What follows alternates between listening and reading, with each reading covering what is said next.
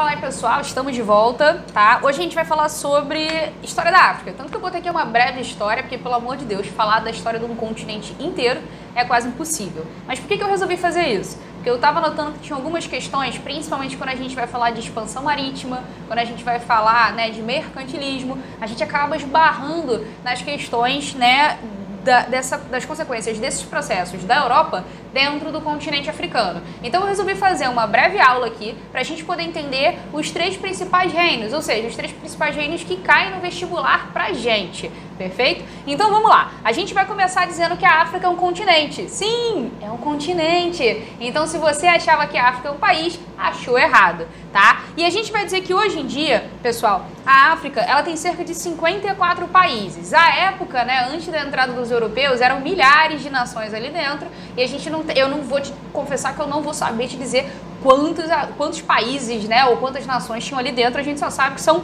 muitas. E aí, para nossa divisão aqui do nosso estudo da história, né, e aí você já viu isso também na geografia, a gente vai separar em a África, né, setentrional, ou seja, é ao norte do deserto do Saara, e a subsaariana, que fica ao sul do Saara. Você também pode encontrar, né, a palavra Sudão para poder se referir a essa questão aqui, ó, da África subsaariana. Por quê? Quando os árabes vão olhar para essa região ao sul do Saara, né, a África ali ocidental, eles vão dizer que é a terra aonde ocupam os negros, tá? Existe uma palavra aqui em árabe que se assemelha muito aqui a Sudão, e aí eu tô fazendo uma livre interpretação aonde basicamente significa isso, a terra dos negros, ok? Então pode ser que de repente no teu concurso apareça essa palavrinha aqui, Sudão, você já sabe ao que ele está se referindo. Lembrando que essa palavra Sudão não tem a ver com o país em si, Sudão, ok? A gente está falando que é uma denominação da época, e muitas das nações que ocupavam essa região da África subsaariana não tinham ainda desenvolvido as práticas de deixarem escrito, né, ou seja, a língua escrita. Então, grande parte do que a gente sabe é através dos árabes, né, que vão chegar aqui no século VII, que vão tomar, né, ocupar essa região a partir do século VII, e depois, óbvio, posteriormente, pela visão dos europeus. Por isso que aqui a palavra Sudão, aqui, ó, referente a esses árabes, aos muçulmanos que vão chegar,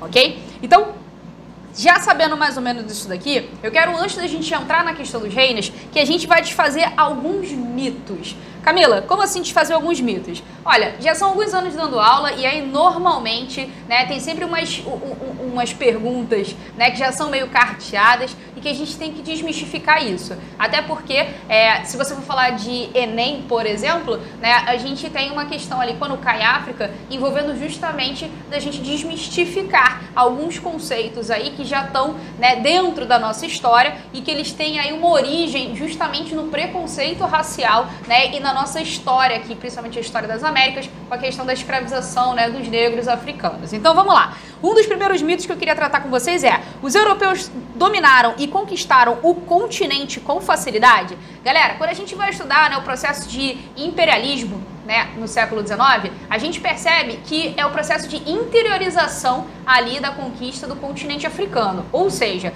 quando a gente está vendo aqui no século XV a chegada dos europeus, é ali no litoral. Aí você vai lembrar de Portugal contornando o continente africano, você vai lembrar dos holandeses, você vai lembrar dos espanhóis, certo? Uma série de povos que não conseguiram adentrar para o território. Por que a gente não conseguiu adentrar para o território? E aí a gente vem aqui, ó, para a nossa terceira pergunta. A África é uma só? Galera, esse pessoal não consegue adentrar porque o continente africano, ele é muito rico, ele é muito plural. E eu não tô falando só de cultura, eu não tô falando só de povos, eu tô falando também da questão geográfica, certo? Os portugueses no século XV, por exemplo, os europeus no geral, não tinham nem o conhecimento e nem a tecnologia para adentrar o continente africano. Tanto é que o que os portugueses fazem? Eles estimulam o comércio, né, de escravizar, para que essa escravização ocorra do interior, certo? E seja levada ao litoral, aonde estão postos, né, os postos de comércio dos portugueses. E aí eles pegam essa mão de obra escravizada e levam, né, e trazem aqui para as Américas para o Brasil. Então, olha só, os europeus vão ter muita dificuldade de adentrar esse continente. A gente está falando de desertos enormes, de florestas muito densas, de milhares de rios e de uma geografia completamente desconhecida. Não é à toa que no século XIX, grande parte desse processo de imperialismo está atrelada aí a expedições científicas para conhecer melhor o território e saber como entrar e como conquistar esse território, correto? E aí, olha só, a gente vem para outra questão também que está ligada à invasão com facilidade, que a gente já viu que não existiu, que é, os africanos eram atrasados, e aí olha as aspas aqui, atrasados, se comparado aos europeus, amigão, não se compara a cultura, ponto número 1, ok? A gente não vai dizer que esses caras são atrasados, até porque, como eu falei pra você, no século XV, né, grande parte desses povos, eles não só estão no interior do continente africano, que dificulta a chegada, mas esses caras também, eles têm uma alta tecnologia, eles têm também, por exemplo, organização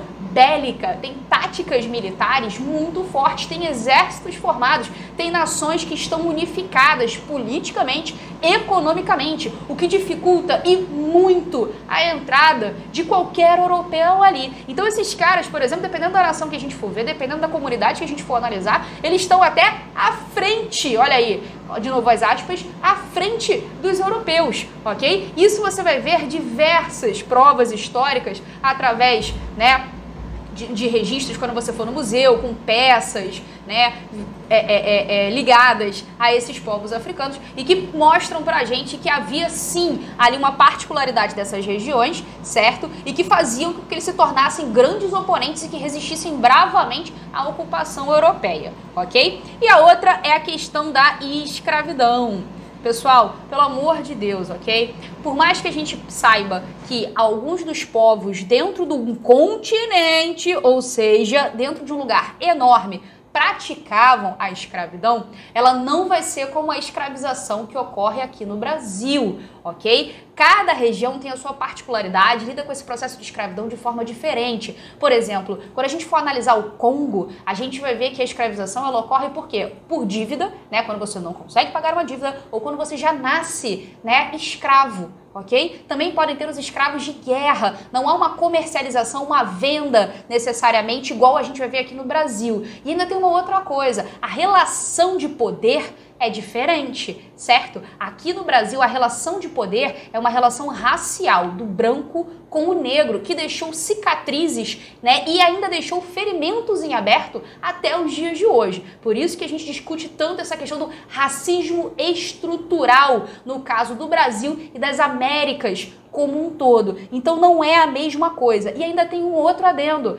Os europeus, ou seja, o homem branco, vai fomentar essa prática cultural para que ela se torne uma prática comercial, ok? Ou seja, a gente vai forçar conflitos, forçar guerras, forçar a escravização para que a gente lucre com o sofrimento desse pessoal e traga essa galera para trabalhar de escravo, né? Aqui nas Américas. Então observa que não é tão simples assim. Não é simplesmente dizer, ah, mas o povo negro já se escravizava. Não, calma, não é bem assim, ok? É um continente inteiro, nem todos os povos têm essa prática e ainda assim as relações não são as mesmas da escravidão que a gente vê aqui no Brasil. Então, por favor, muito cuidado com isso, perfeito?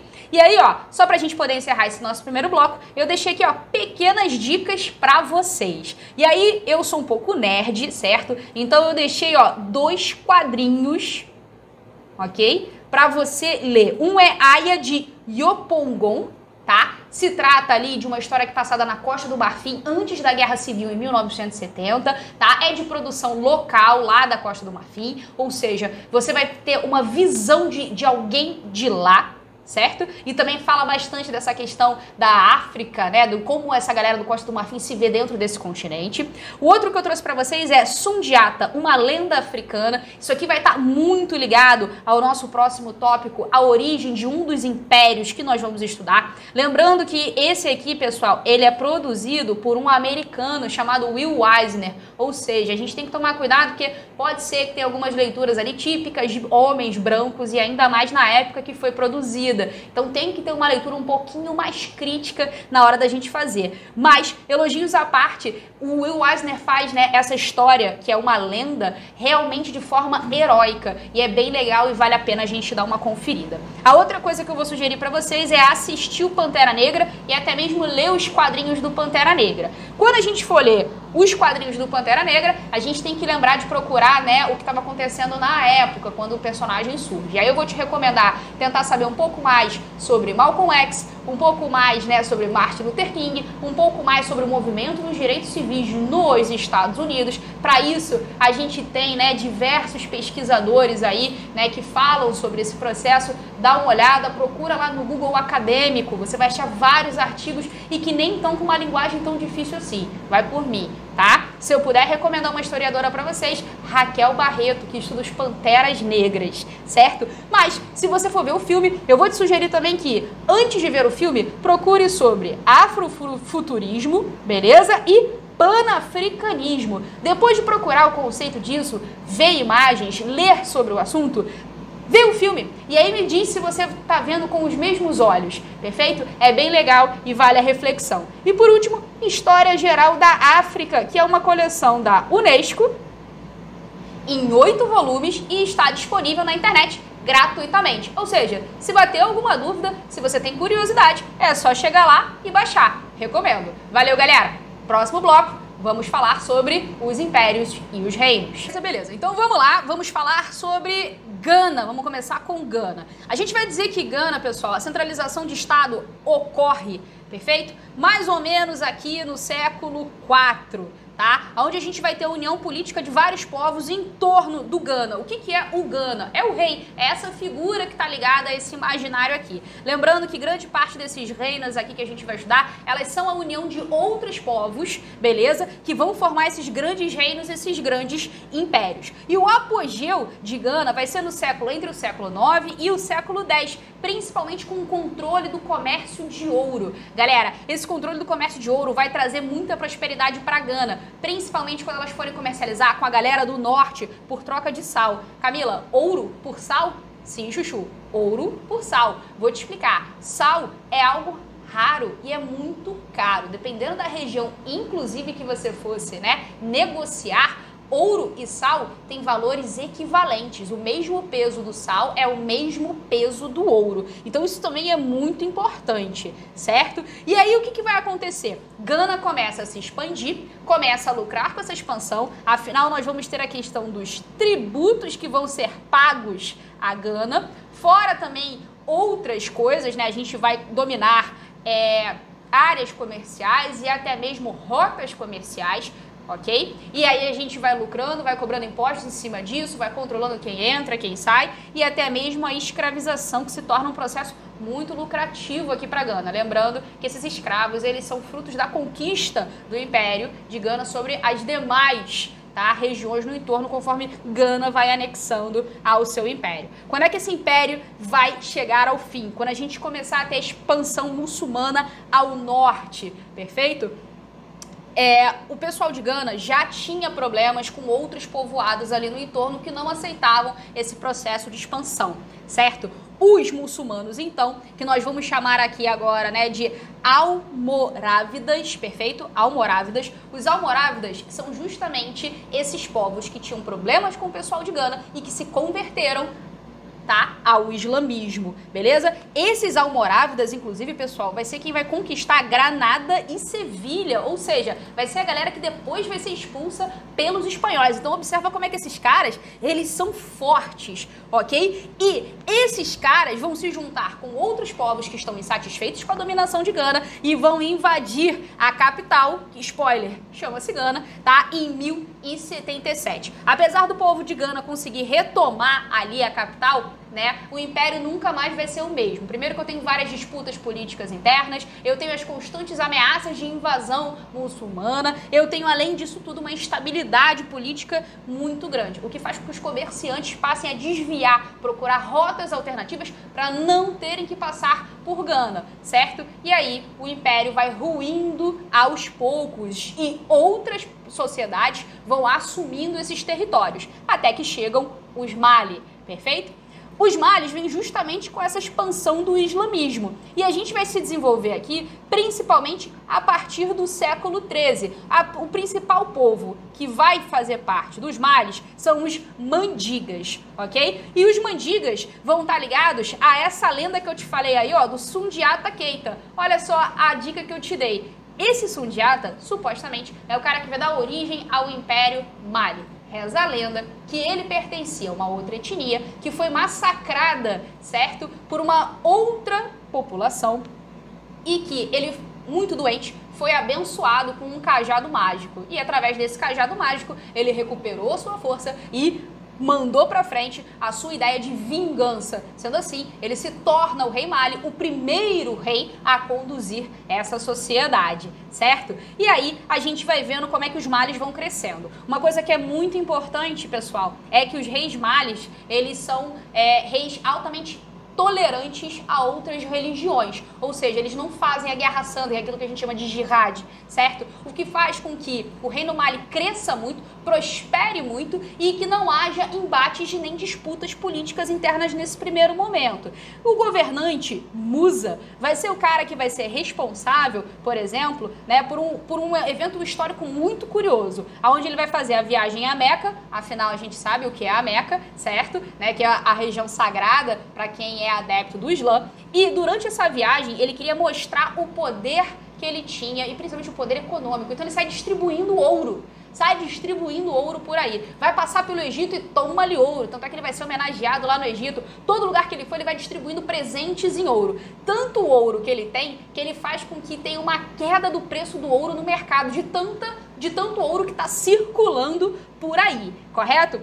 O governo de Musa também vai ser a grande extensão territorial que a gente vai ter, do litoral do Oceano Atlântico ao Vale do Níger. Pessoal, a gente está falando aí que a gente vai pegar uma região gigantesca, com Guiné, Guiné-Bissau, a própria região do Mali, perfeito? Várias outras regiões, é muito extenso. Se você procurar na internet, você vai ver um mapa do tamanho desse império, ok? E aí, é claro que o crescimento econômico, ele também está atrelado a outras questões, certo? Conforme o Império Mali vai crescendo, novas rotas vão se estabelecendo e aí, consequentemente, nessas novas rotas, novas cidades passam a ser pontos de referência de comércio. E a gente vai destacar a cidade, ó, de Gao, perfeito? Ligada à etnia Songhai. E aí o que acontece? Essas novas rotas mercantis, né, ao mesmo tempo que dão poder para Mali, vão reduzindo também, porque vai pulverizando, ok? Nesse momento, a centralização econômica, ou seja, Mali não é mais a capital econômica, a gente tem outras cidades. O que acontece é que com essa perda de poder já começa a haver um estresse interno no governo. Quando morrer o rei Sulaiman, não vai haver um herdeiro, né, à altura para conseguir consolidar novamente a centralização. O que ocorre é uma série de guerras civis ali dentro, beleza? Uma série de disputas e principalmente a invasão do Império Songhai, ligado a Gao, que também está crescendo aí exponencialmente, né, com o seu comércio. Para piorar a situação do Império Mali, a gente tem a chegada dos portugueses no século XV, certo? E aí a gente vai estar ligado também a essa questão do tráfico de escravizados nessa região aqui, perfeito?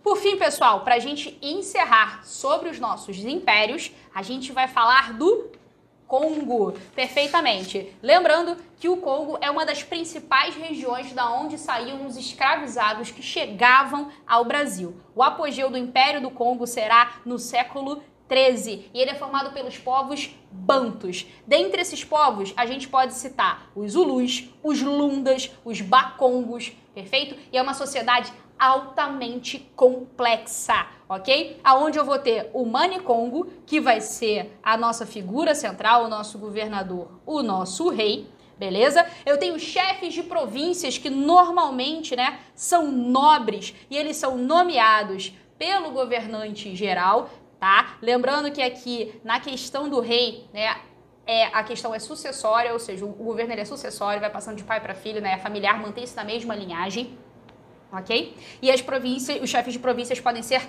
nomeados, tá? Esses nobres mantêm as relações entre eles muito parecidas com o que a gente já viu na Europa, através de casamentos, através de comércios, perfeito? E aí a gente vai ter os chefes de palácio, coletores de impostos, juízes e oficiais militares. Essa galera vai fazer parte do Conselho Real, que vai ajudar o Mani Congo a governar. Então, observa como eu tenho uma estrutura política muito bem montada aqui.